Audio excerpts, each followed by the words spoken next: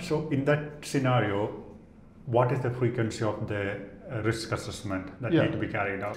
If you're having a prohibited image, what's usually in 99.9 cases, what will usually happen? So if you are suspended for the second time, what percentage of success do you think? If you're your first time, and that's also important, why getting reinstated the first time or in any time is not always the most important thing. That's a wrong decision. How do you put the appeal? So obviously you want to appeal, to dispute or whatever in that violation. Ecom Squeezed podcast. Welcome to Ecom Squeezed. I'm your host Sebastian, and today we have a special guest with us. It's Or Shamosh. He specializes in Amazon account suspension and anything to do with listing suppression and all those stuff. Welcome to the show. Thank you very much, Sebastian. Great to be here. Great to join. Okay. Could you just give us a background on what you do exactly? Sure. So my name is Or Shamosh. I've been around since 2016. I started as an Amazon seller, and as a lot of people, I got suspended. I looked around what to do, how to resolve it, and couldn't really find anything useful back at the time. So I decided to read Amazon's policies like every other normal people. So I read the entire guidelines to understand what to do, and eventually submitted an appeal which got rejected. So I tried again and again until it got accepted, and then saw friends from different communities getting suspended as well. Tried to assist them. Seemed to work, and I thought about shifting from being a seller, a starting seller, to providing appeal services. That company got sold and merged, and I founded an Amazon aggregator. We raised about $16 million and had 6 brands. Became an 8-figure seller. It went pretty good, and these days I am returning as an Amazon compliance consultant, as a regulatory expert. Dealt with over 3,000 cases so far. So everything, all policies, all regulatory issues, all legal stuff. So today I am mainly dealing with risk management, trying to help people prevent suspensions, and if they do get suspended, helping them resolve that. That's a very good point that you mentioned about prevention, right? Yeah. Most of the sellers will wait for the suspension. They will not take action about the small stuff that Amazon look into. So in terms of prevention, what are the main points that you normally look into? So what we did, we looked at all cases we had for the last 8-9 years, and we tried to find common grounds for all or most of them. Mm-hmm. And so basically let's understand what are the suspension types. There are 3 main issues that can get you suspended. Mm-hmm. It can be if you are violating Amazon's guidelines. For example, if you are placing the wrong variations, or if you're writing like the title or the bullet points incorrectly per their guidelines. This isn't something illegal or that violates the regulations. It might on the FTC, but it's usually based on Amazon's guidelines because they want it to look in a certain way. The image, that it must be a white image and so on. So these are the guidelines type. There is also the regulatory issues. FDA, DEA, FTC, EPA, if you're selling medical devices, drugs, pesticides, and so on. And the third would be the legal issues, the legal like intellectual property, trademarks, copyrights, patents, and so on. So we saw that all the 3 of these things has one main common thing, keywords. That keywords can get you classified or misclassified as a potential violator of any intellectual property, of any regulations, of any Amazon guidelines. So what I want to give to our viewers is the understanding that most of these suspensions can and should be prevented. You don't want to be our client. I don't want you to be our client. I want you to avoid that entirely. I want you to take immediate steps to avoid being suspended. It's easy to understand, it's easy to implement, it's easy to do it today when you're viewing this whenever you are. Go ahead and understand what we are talking about, implement it, and don't be our client. Yeah. So, that's a lot of valid point that you mentioned. So basically, for each country, the laws are different, right? You mentioned about FDA, but for European side, it might be different for Germany, France. Yeah, exactly. So it can get really complicated, right? So in that case, how do you manage all this? It's a huge thing, right? Yeah, exactly. So one thing people often miss, and again, one key thing that people get suspended for is the cross-border selling. So when they expand to Europe, let's say most of the people are usually, they are mainly selling in the USA, then they are expanding, let's say, to Canada or Mexico because it's the same North America marketplace, and then they are expanding to Germany, to UK as you do, to France, to Italy, and this cross-border selling makes you open to different regulations. If in the USA it's the FDA, in Canada it's Health Canada. They mostly have the same things as the FDA, it's pretty common, but we do need to understand that in here, for example, you should know that you need to have the label in both English and French. So that's something very easy that a lot of people miss. And I will already give you the bottom line, how to understand these things. You don't need us, you don't need any regulation expert, you need ChatGPT. It's the easiest thing to do.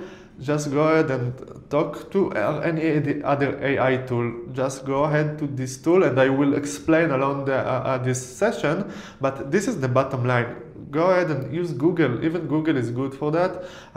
Claude, ChatGPT, anything can do the work here. Explain to him what your product is.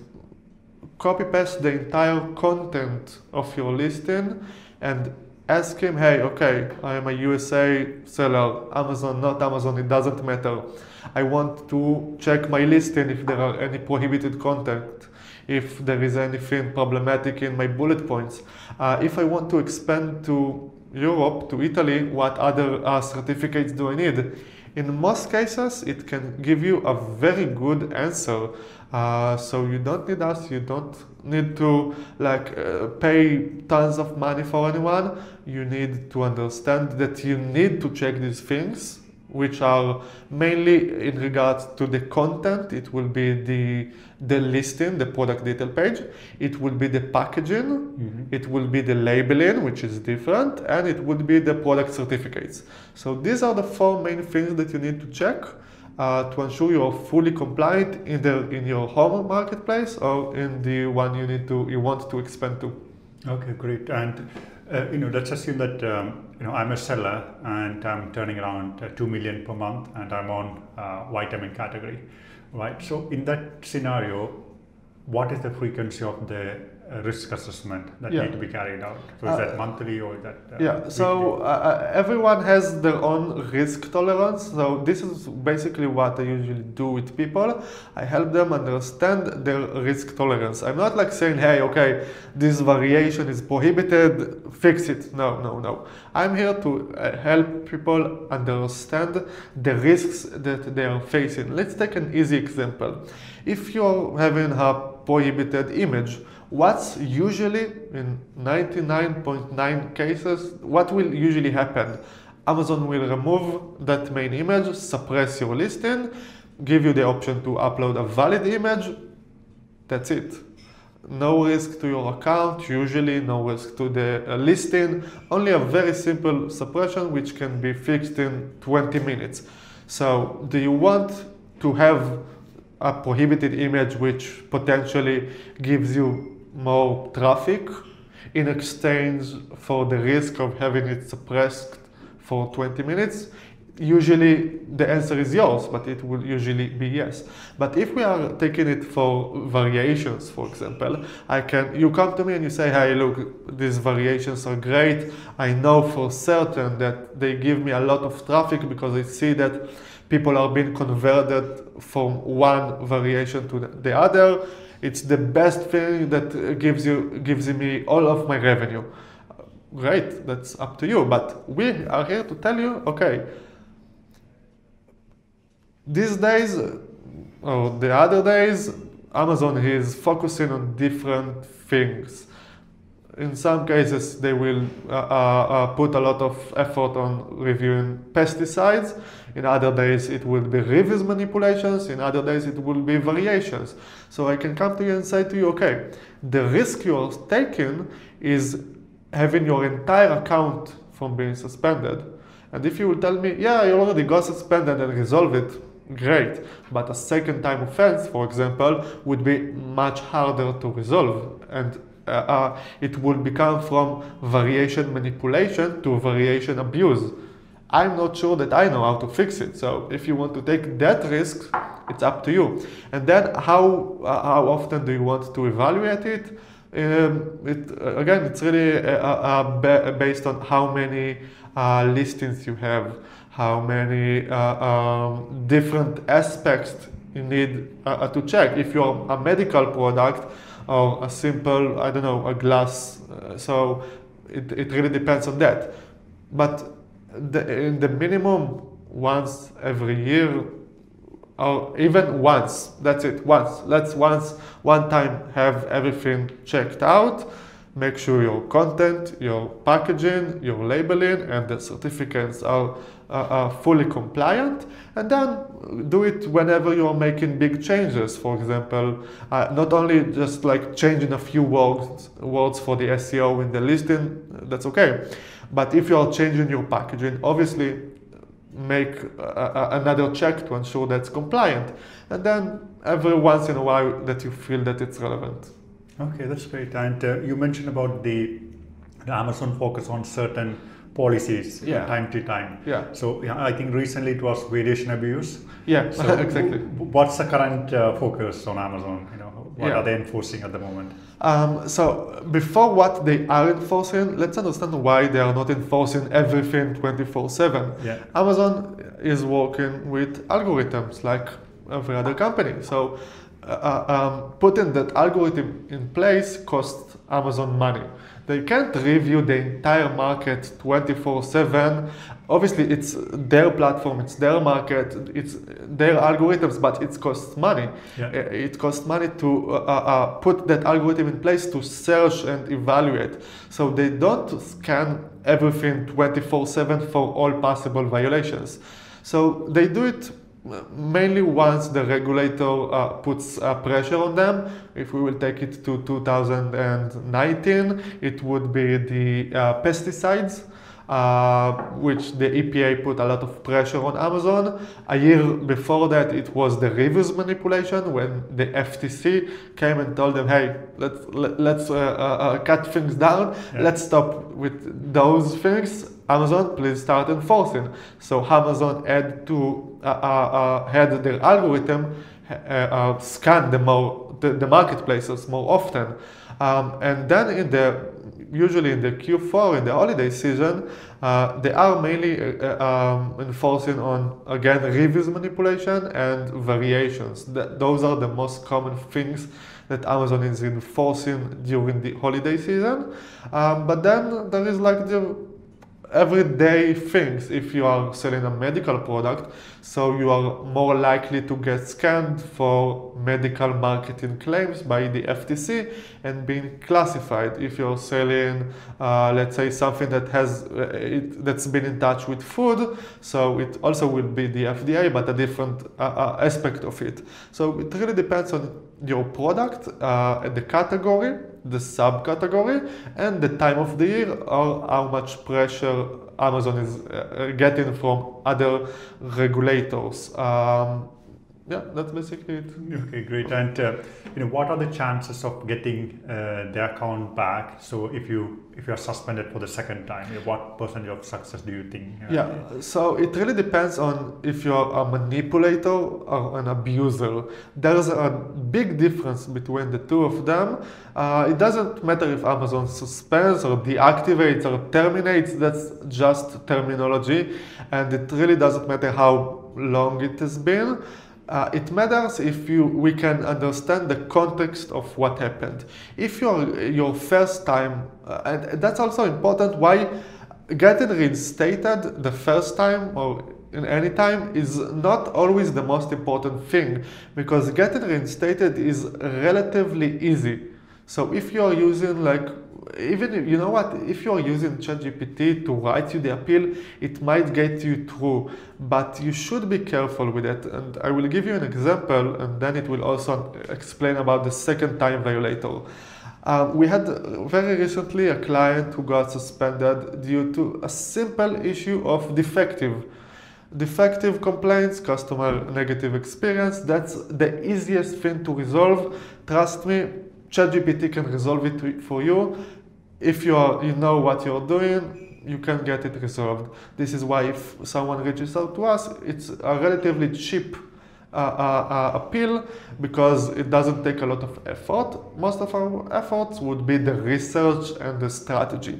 But when that client came to us, ChatGPT wrote him the appeal saying that, okay, there were infringements, we acknowledge that, great. And he said, we changed our user manual. And he said, okay, this is the corrective or preventive steps to change the user manuals. And Amazon reinstated him, great, but his inventory was blocked. Why? Okay, Amazon wants to see the user manual in the inventory. You told us, Amazon says, you told us that this inventory is with the new user manual. Where is it? Show it to us. So getting reinstated is the easy part. You need to do it smart. No, I'm not telling you use us or don't use ChatGPT, use it. But be smart, have some common sense. Now, as of the second time, it all depends on what you told Amazon on the first time. If you told them, Amazon, we commit not to making any, let's say, reviews manipulation. Let's say they use content creators. It was a gray area. Let's say they didn't really manipulate. They had like content creators who did some minor issues that no one's sure if it's permitted or not. But as part of your appeal, you told them, sure, we don't know, but we won't use any more content creators, just to be certain. And then in your second time offense, you still use content creators. It will be very difficult to get reinstated from this. But if in the first time you would have told them, sure, we will still use content creators, but we will do it in a more permitted way, but then in the second time you still made a violation, that's relatively more okay and relatively more easy to resolve. So it all depends on the context of what you said. So this is why in the first appeal that we are submitting, not only the first reinstatement, and the very first appeal that you are submitting should be the most important one, because it has to have all of the focus on aligning everything together and ensuring that you are not closing any doors for yourself. And again, the goal is not only to get reinstated, but to do so in the best way, so Amazon won't hold your inventory, so you won't face any major risk if you will repeat the same violations, and that's basically what we are trying to do. Yeah, you mentioned that's a good point about what you say on the appeal, right? Plan of action. If you give the wrong information, for example, that user manual, yeah, you will not have it, and you will have another issue, yeah, end up with another issue. So that's a very good point. And regarding using templates, yeah. So most of the thing that I see on the Amazon space, use template, use this template. Yeah. So is that a good idea? Is it worth it? You can do it and see that it won't work. Even in 2016, when I just started, it gets automatically rejected, and then you're saying, Amazon is not even reading it. Of course, they're not reading it. It's firstly scanned by an algorithm to check that it matches certain things that Amazon is looking for. If it gets vetted by the algorithm, it moves on to some human eye. And then people come to me and say, but my appeal got rejected in 5 minutes. In 5 minutes, it's impossible for it to be tagged to someone who read it, who replied, who annotated, who rejected, who returned it to me. Of course it's impossible. It wasn't read by a human. The algorithm didn't approve you. So if you have a template, it's okay. You can try and use it, but please do. Again, it's okay to use ChatGPT. It's okay to use templates, but do try and change it to make it very specific to your case. That's the most important thing. Don't use any generic explanations. If there is an explanation or corrective or preventive measure that you're saying that you will do or have done something, make sure you have hard evidence for it. Because if you don't, Amazon might ask for it, and then when we step in, okay, what are we going to do now? You said that you fired that employee, you let him go because he did the violations. We come to you and you have no employees. Okay, what do we show Amazon now? And then we come to appeal and we call Amazon and they tell us, hey, but didn't you say that you fired that employee? Why you are saying that you did it now? So have some sense in what template or ChatGPT generated appeal you're using. Make sure it's highly relevant to your case. Yeah, that's a very good point. For every time Amazon get rejected, you are losing sales, right? Yeah. Every day. So if we are making like 2 million, every day is very important, right? So you need to make sure that you get that account back as soon as possible. So always get a proper expert who is focused on just that field. It's important, if you are a very high volume seller.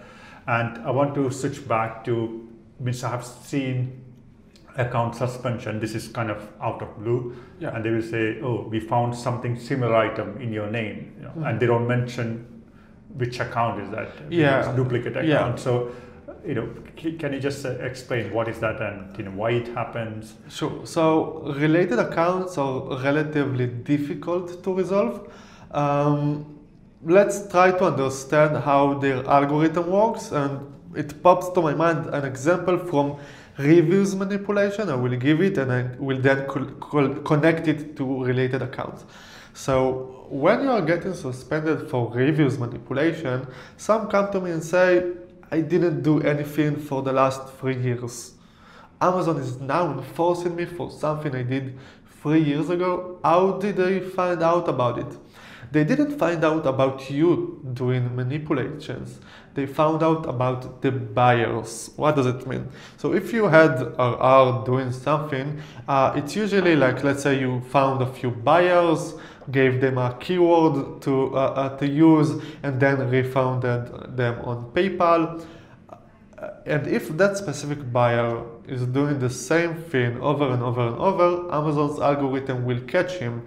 If that buyer is in specific groups, Telegram, WhatsApp, Facebook groups, or communities, and that group came to Amazon's knowledge, how? Because different seller that got suspended came clean and provided them that group and provided them the list of all buyers. So now that buyer is marked out by Amazon. All of his orders for the entire past years are marked down. And then Amazon connects that buyer from the other seller who just acknowledged to your account. Now, a single buyer isn't enough, obviously, but let's say they connect 50 buyers from the same group to you.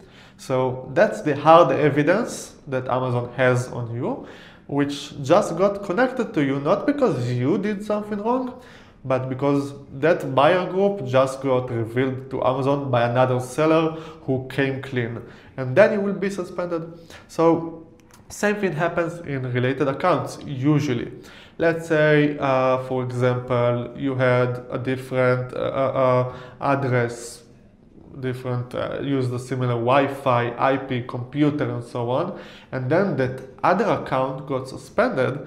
Until now, Amazon did or didn't know, it doesn't really matter. But now that his account is suspended, the same algorithm that costs money to Amazon to run, now that algorithm, once that other account is suspended, it runs down and it goes ahead and checks all the other seller's details, which is usually the IP, the MAC address of the computer, all possible locations that he logged into, his Wi-Fi, the brands, the suppliers, the products, the third parties, the VAs, the logistics company, everything possible that might be relevant to him that he provided to Amazon this far. And then they have this new database.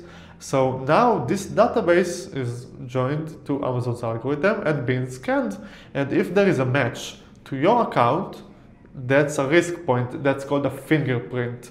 And if there are a few fingerprints to that other account, Amazon will suspend you.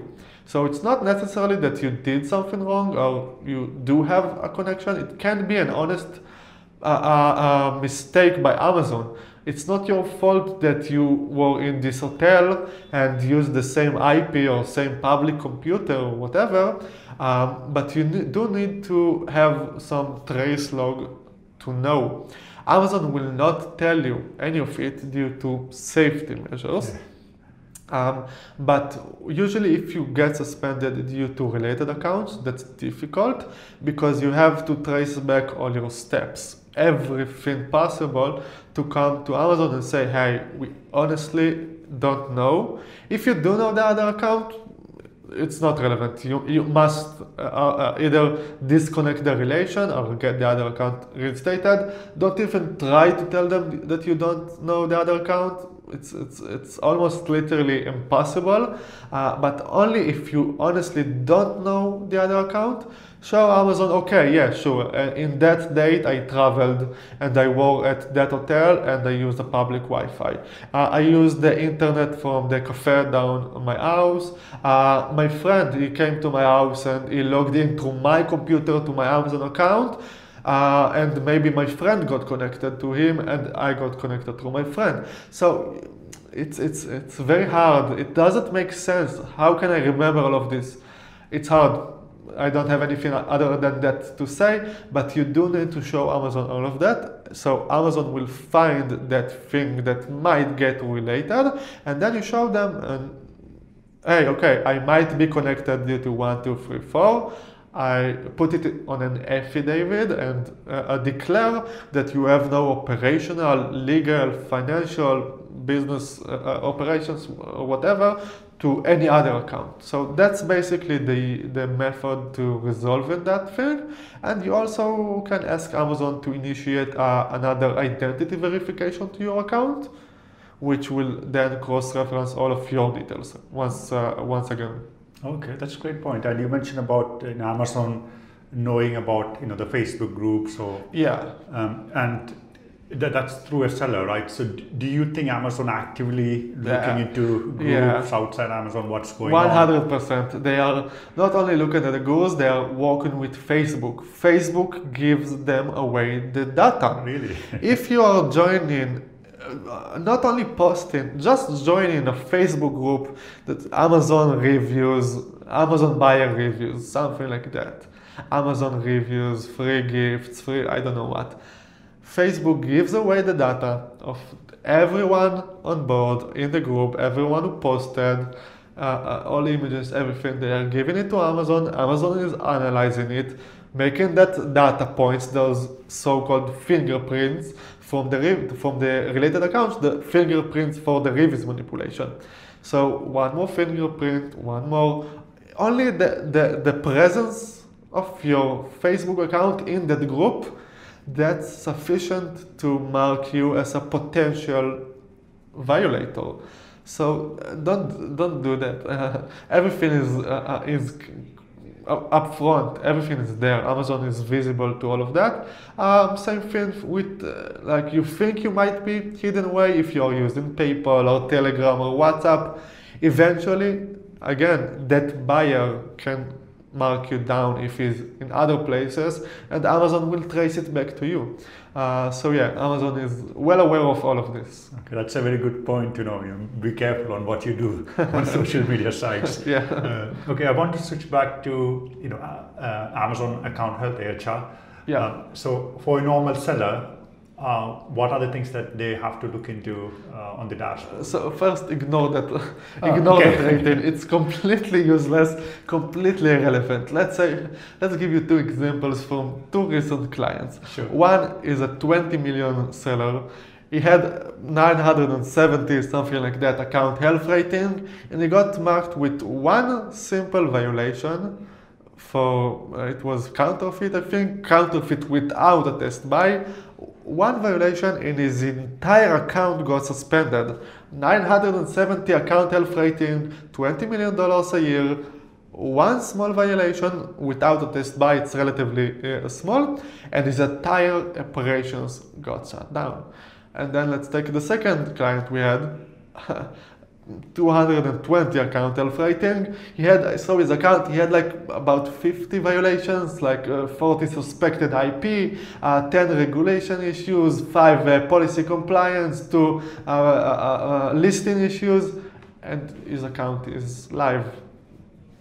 How does that make sense? It doesn't. That account health rating is completely useless. Anything from 200 to 1,000, it's all of the same, because the last 20 points from 220 to 200 can be lowered the same way from 1000 to 200. It's completely irrelevant. So don't address that. If you have an issue, deal with it. Simple as that. Don't leave anything in your account. My suggestion is that you don't know what will be of a higher risk to your account, so deal with it. Okay, and on that topic, on the AHR, normally you get suspected intellectual property, and that's kind of, I assume, a bot is running behind it and this finding some keywords. So how we have two options from there, right? Either to appeal it or just acknowledge it. Yeah. So in that case, if you think that that's a wrong decision, how do you put the appeal? Yeah, so it's really a case-by-case decision, because let's say that you are a private label seller. So obviously you won't want to acknowledge, you don't want to do that, because that in some cases it means your listing will remain suspended. So obviously you want to appeal, to dispute or whatever in that violation. But if you are an arbitrage seller that has thousands of listings and each one is generating small revenues, so yeah, in most cases it's best, if it has no impact for the long term, it's best just to acknowledge it. But please do carefully read what it says, because we have sellers that come to us and say, my listing got suspended, I don't have an appeal option. And he's a private label seller, and he's holding his head and saying, oh my God, what did I just do? I acknowledged the violation. How can I reappeal now? In some cases you can't. I'm very sorry to say it to you, but your entire private listing is maybe gone. There are options to resolve it and to get it escalated.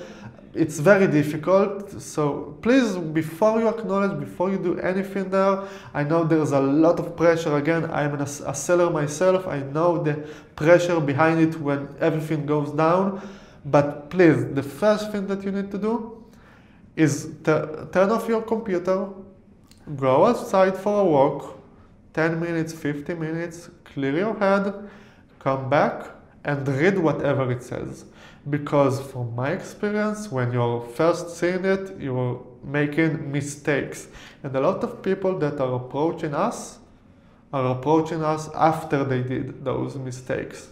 So before you post the help, I got suspended, before you reach out to anyone, before you do anything in your account, call Amazon, acknowledge, appeal, yell at Amazon account help for seller support, don't do anything. Go outside, relax, come back and read the notification, understand what's going on, read the appeal options, because in some cases it's very easy, and if you're going and disputing and yelling at people, it doesn't matter, because the acknowledge says in some cases, hey, look, everything is okay. We just want to Amazon. We just want to alert you of a potential issues. Just click here, not to acknowledge, just to know that you reviewed the policy, and you will check that you comply. That's it. So why to freak out? Why to dispute? Why to yell? There's nothing going on. So remain calm, read whatever the notification says, and act accordingly. Mm-hmm. And I want to ask you about, let's assume that you submit the POA and it got rejected, maybe first time, second time. And then you have an option to escalate it to the legal side. Yeah. At what point you will escalate that? So I would almost never escalate it to Amazon legal team, because it's almost never about any legal issues. Even when it's about like patents, which is 100% legal, it's not legal, because Amazon, with all due respect to the United States law or whatever marketplace you're in, Amazon sees their guidelines as more important than the law. So you would not want to involve Amazon's legal team, because then the scrutiny is higher. So you usually want to keep it between Amazon's realm, which is the account health, or the internal team which it's been forwarded to. So don't try to escalate to the legal team, no matter how the case seems legal. This is why lawyers aren't always relevant. In most cases that are relevant, we are using our US patent attorney, which signs the letters, but this doesn't get it to the legal team. It just shows the representative from the internal team that there is a signature of a US patent attorney. It means something to him. It gives him some kind of assurance, but it's not the legal team. So don't try to escalate it to the legal team. Do try to escalate it to the leadership team. That's a more relevant team and department that can do more. But about the rejection, so Amazon appeal is almost always a process. Okay. Almost always. Because we don't know what we initially got suspended for, Amazon doesn't tell us. So in some cases it's a guess game. In some cases we need to shoot at all directions and then try to understand more specifically what it's about. In some cases we act as the investigators, where we review everything possible to understand what's going on. And then the writing of the appeal is the easy part. But first, to research and understand what's going on, I agree, that's a problem, that's a difficult thing to do. So this is why appealing is a process, because in some cases we start and we address everything possible, no matter the violation, because not always we can know. So we identify 10 different potential issues. We address all 10 potential issues, and then we have a very long appeal, and then it gets rejected, and we call Amazon and we try with them to understand what's more relevant and what's less relevant, and then we remove 5 potential issues because we know that we cleared them or that they are not even relevant. And then we move on and on and on until we pinpoint the exact issues. So this is the process that I'm talking about. So don't worry even if you're getting rejected multiple times, that's how it works. And before you escalate, make sure that you exhausted all possible things. It's like in court. You don't go to the high court if you haven't dealt with it through proper channels first. So don't, it's a mistake, I got misclassified, escalate me now. No one will get you escalated. You will waste your time, and then you will wait 2 or 3 weeks for the escalation team for nothing, while if you would have dealt with it properly, it could have been resolved much faster. So make sure you do the process right, make sure you exhaust all possible, the process, make sure you're doing it right, and only if there is really a mistake, a clear issue that they fail to understand, try to escalate it to the leadership team, and almost never, my advice, to the legal team, because it complicates things unnecessarily. Because then you got a legal eye who's reviewing things, and they might say, nice, but you violated the FTC's guidelines. I don't think I will get you reinstated. While if I was talking to an Amazon employee and not the legal side, it's all about Amazon guidelines. I'm okay with that. He answered all checks that I need to do. Let's get him reinstated, even if he had a legal violation, because it doesn't know about the legal side. Yeah, that's a very good point. And also, I want to pick your brain on inauthentic products. Mm-hmm. So this is something a lot of referrals get from Amazon for sellers, and they ask for invoices and they want to track it down to the warehouse, to the origin, right? So what in that case, what all documents that you normally suggest that sellers need to submit? Yeah, so Amazon is putting a lot of pressure in this field because of actual counterfeited goods. I know it's hard for sellers who are doing everything right.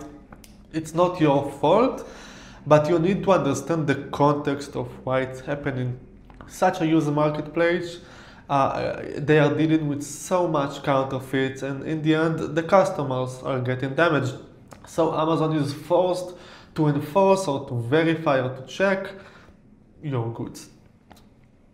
In the bottom line, as long as your supply chain is verified all the way up to the origin, you don't have much to worry about, usually.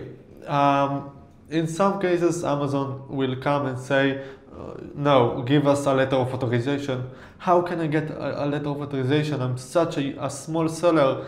By law, if we are talking about the USA, there is the first sale doctrine, which means that you are legally allowed to buy and resell the product without further authorizations if you can trace the originality of it.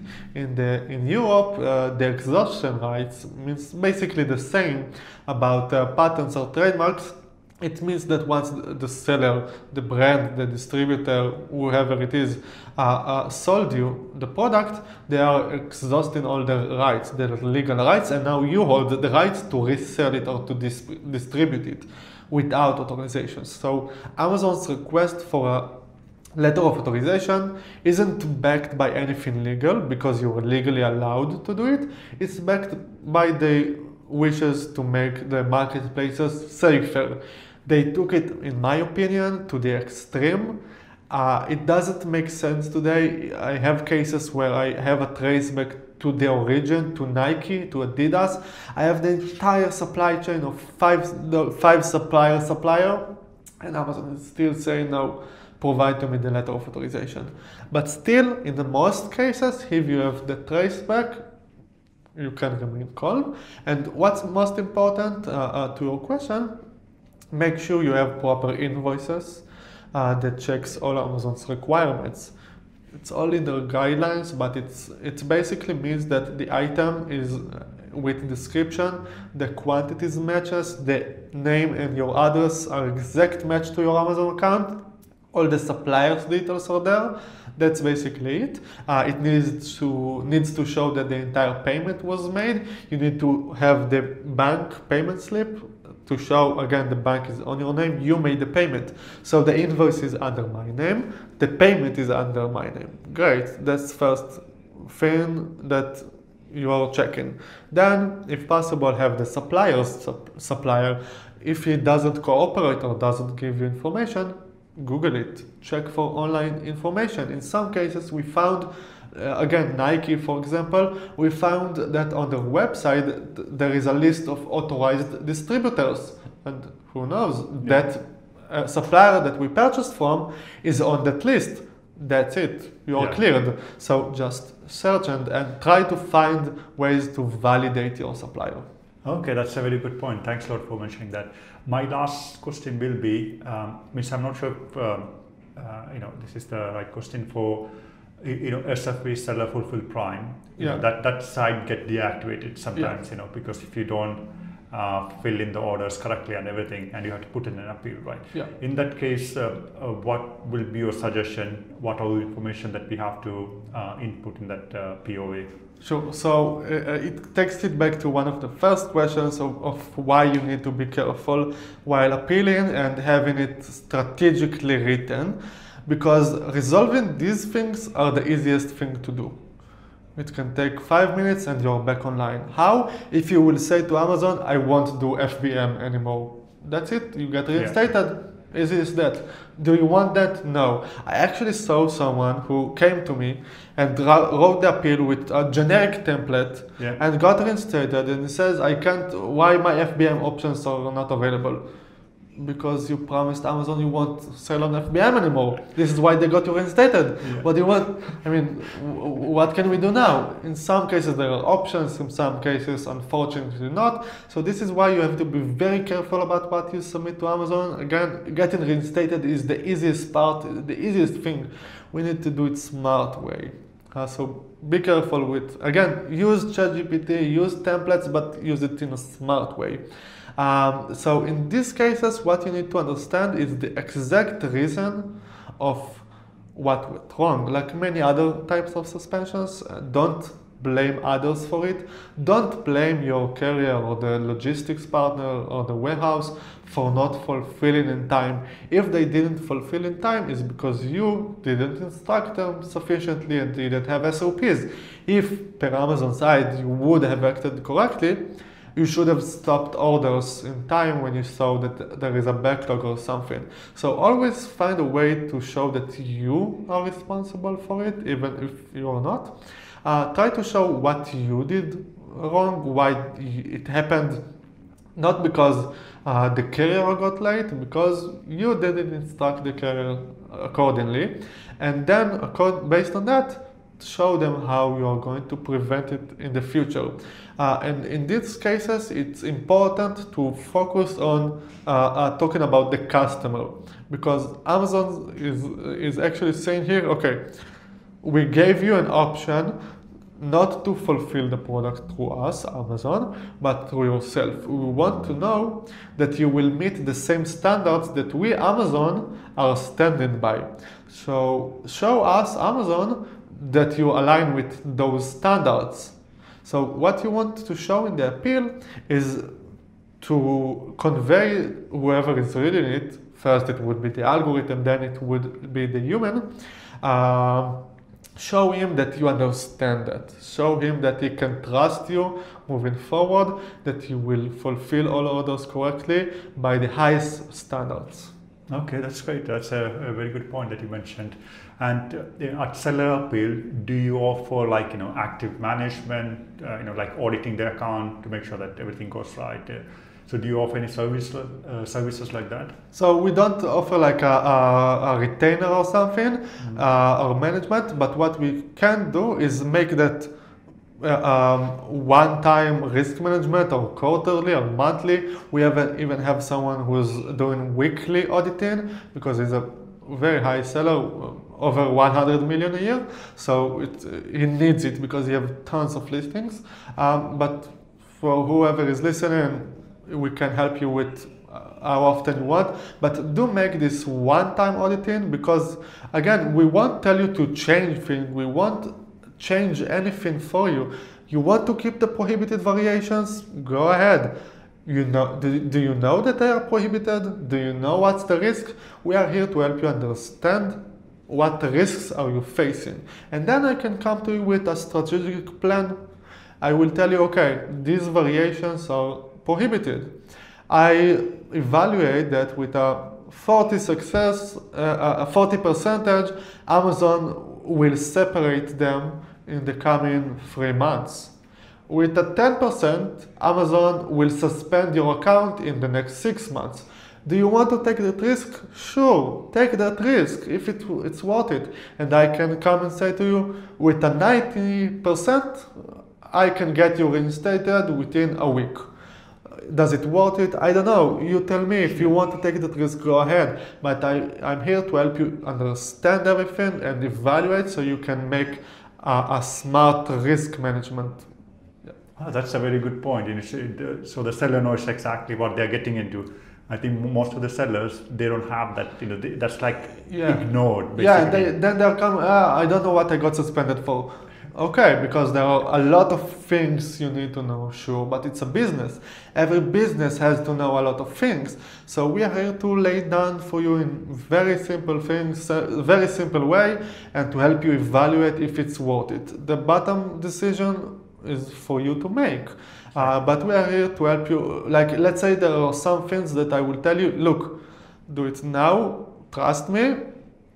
This is not something that I can resolve, no anyone, and I see that your competitors are getting down. We have the competitors with us now. I told them it's almost impossible to resolve. They want to try, but I don't know what we can do with them.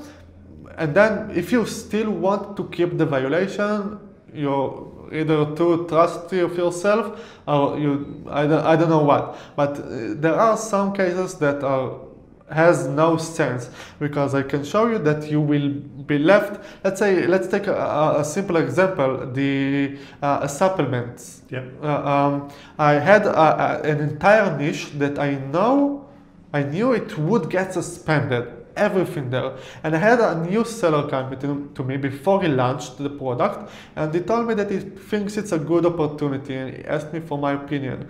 I didn't tell him it's a good opportunity. I told him it's an excellent opportunity, because I showed him the FDA's guidelines, Amazon's guidelines, and I showed him all of the competitors in his niche, and I showed him that one by one, almost everybody are making violations.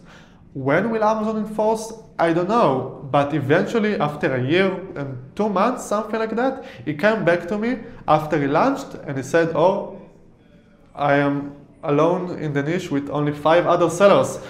Dozens of others got suspended, and he remained almost alone with the entire market for himself, because he knew what he was doing. Yeah. With Amazon, it's always Amazon can pull the rug anytime behind you. Exactly. So it's good to have someone, like Shamosh, to take care of your account.